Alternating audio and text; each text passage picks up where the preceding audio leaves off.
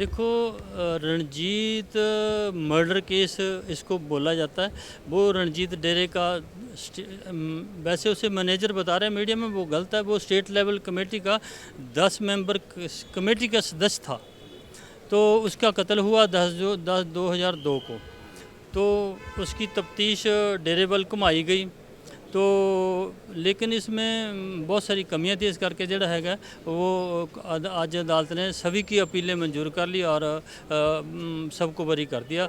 और सीबीआई अदालत जो पंचकुला की है सेशन कोर्ट, उसके जड़ जजमेंट को रिवर्स कर दिया और सबको एक्विट कर दिया, बरी कर दिया। क्या क्या सीबीआई कोर्ट की तरफ से क्या फैसला सुनाया गया था? सीबीआई की तरफ से फैसला सुनाया गया था भी ओरल एविडेंस जो बहुत ही डाउटफुल था उसको मानते हुए सज़ा कर दी थी पहले। लेकिन इसमें ना तो वेपन रिकवर हुआ कोई, ना ही वो वैगनार कार पे दौड़ने की एलिगेशन थी, वो वैगनार कार रिकवर हुई। ना ही इसमें 4 जोड़े है हमलावर अलेज किए गए थे, उसमें से 2 को अलेज किया, 2 उनको मिले ही नहीं कहीं। तो इससे बहुत सारी बातें थी। और सबसे पहले जो एफआईआर लिखाई गई वो कंप्लेनेंट ने डिसीज्ड के फादर ने अपने गांव के सरपंच के खिलाफ लिखाई थी कि भी मुझे डाउट है साड़ा इलेक्शन संबंधी झगड़ा है, उन्होंने मेरे बेटे को मारा है। तो बाद में 3-4 महीने बाद उन्होंने हाई कोर्ट को पत्र लिखा, उसमें भी मेरे क्लाइंट शब्दिल का कोई जिक्र नहीं था। तो इसमें बहुत सारे लकुने थे, जानी आफ्टर थॉट एविडेंस था जो बहुत ही डाउटफुल था। प्रेजेंस ऑफ अलेज्ड विटनेस वो प्रूव नहीं होती थी, वेपन की रिकवरी प्रूव नहीं हुई। जो वेपन अलेज किया शब्दिल के पास वो मानसा कोत जानी जो आर्मरी थी मानसा उसमें जमा था।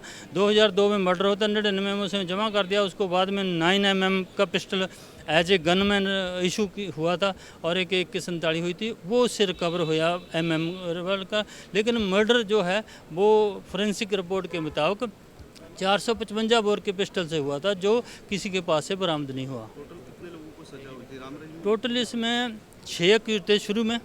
ट्रायल क्योंकि बहुत लंबा चला, उसमें 19 साल ट्रायल चला, 4-5 साल और हो गए। इन लोगों ने बहुत सफ़र किया, ख़ास तौर पे मेरे क्लाइंट ने तो उसकी ज़िंदगी बर्बाद हो गई। 14 साल तो उसने ऑलरेडी सज़ा काट ही ली थी, तो उसकी जॉब भी चली गई थी। अब परमात्मा ने कृपा करिए, चलो भाई वो कुट हो गया। इस मामले में 2 गवाह थे जिन्होंने कहा था कि हमारे सामने जो हत्या हुई थी और शायद खट्टा सिंह के सामने साजिश करने की भी खट्टा सिंह ने ये एक बार गवाही दी थी, हालांकि बाद में मुकर गया था, फिर शायद एडमिट दोबारा दिया था। तो इसको मतलब कैसे सेटिस्फाइड किया है? नहीं, मौका वारदात पे तो डिसीज्ड का फादर अलेज कर रहा है भी जोगिंदर सिंह, और एक उसका चाचा, 2 अलेज किए गए थे। लेकिन उनमें डिस्क्रिपेंसी बहुत थी। जो अस्पताल में ले जाने के लिए जोगिंदर सिंह कहता भी वो भी हमारे साथ था, लेकिन वो कहता मैं बिल्कुल नहीं गया। ऐसे बहुत से सीरियस डाउट क्रिएट होते थे। तो इस करके ही जरा कोर्ट ने हेठला फैसला सेटिस्फाइड कर दिया। महेंद्र सिंह जोशी। किसी तरह का आरोपियों जो बरी हुए उन लोगों को राहत भी सरकार कोर्ट में देने की बात की, किसी और तरीके राहत तो मिली गई जब केस ही खत्म हो गया, केस झूठा पाया गया। सर आज क्या फैसला हाई कोर्ट की तरफ से सुनाया गया? देखिए, आज माननीय हाई कोर्ट में एक केस में RC 8 में जितने भी 5 लोग थे सभी को बरी किया है। आज वो प्रोनाउंसमेंट के ऊपर लगा हुआ था जिसकी आर्गुमेंट पहले हो चुकी थी, और प्रोनाउंसमेंट के दौरान माननीय हाई कोर्ट ने जो निचली अदालत का फैसला था उसको बदल दिया है और सभी को एक्विट किया। जैसा कि हम आपको पहले भी बताते रहे हैं कि पूज्य गुरु संत गुरमीत राम रहीम सिंह जी इंसान जी को माननीय न्यायपालिका पर पूर्णतः यकीन था और है। और जो माननीय हाई कोर्ट ने, माननीय न्यायपालिका ने आज जो ये फैसला दिया है उसका हम पूर्णतः स्वागत करते हैं। कितने लोग थे इसमें और कितनी सजा इसमें? जी 5 लोग थे इसमें और उम्र कैद की लाइफ इम्प्रिजमेंट की इसमें सजा थी।